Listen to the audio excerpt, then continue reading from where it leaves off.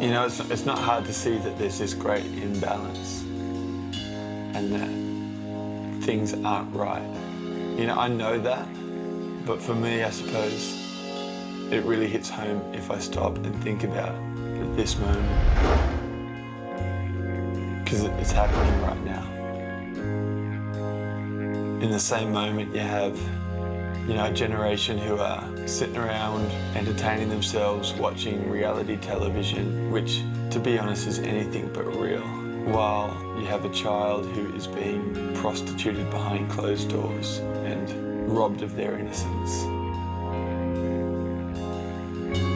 It's not fair that we can go about consuming every single material option that comes our way while, you know, the widow and orphan are stripped of life's basic dignities because they're victims of a conflict that simply isn't theirs. It's not fair that there's a generation who are choking on their obesity while at the same time there's 30,000 children who will die today for lack of food. It's not fair that we have no problem going about spending $3 or $4 on what is basically glorified tap water in a bottle with a fancy label, while you have entire communities who suffer at the hands of disease because the only water that they have access to is foul and polluted. It's not fair that we, you know, can sing and dance and jump around in our freedom and in our liberty while at the same time the slave remains captive, out of sight and out of mind. It's not fair that we can sit and watch the evening news from the comfort of our living rooms and pity those who lived where the storm hit or where the ground shook or where the water rose and simply feel sorry for them and then change the channel and get on with supper.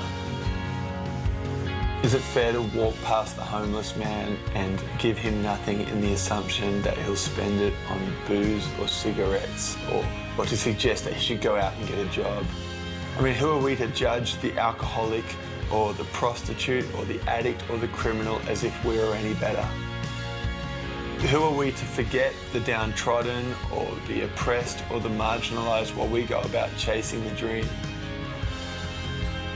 We see this imbalance and we go, man, that's not right, that's not fair. But all too often that's all we do. Because for us to do any more is actually going to cost us something. And if that's where it ends, perhaps then it's fair to say that when we ignore the prostituted child, that we actually lend our hand to their abuse. That when we ignore the widow and the orphan in their distress, that we actually add to their pain. When we ignore the slave who remains captive, that it's us who's entrapping them. That when we forget the refugee, that it's us who is displacing them. That when we choose not to help the poor and the needy, that we actually rob them. Perhaps the only fair thing to say is that when we forsake the lives of others, we actually forsake our own.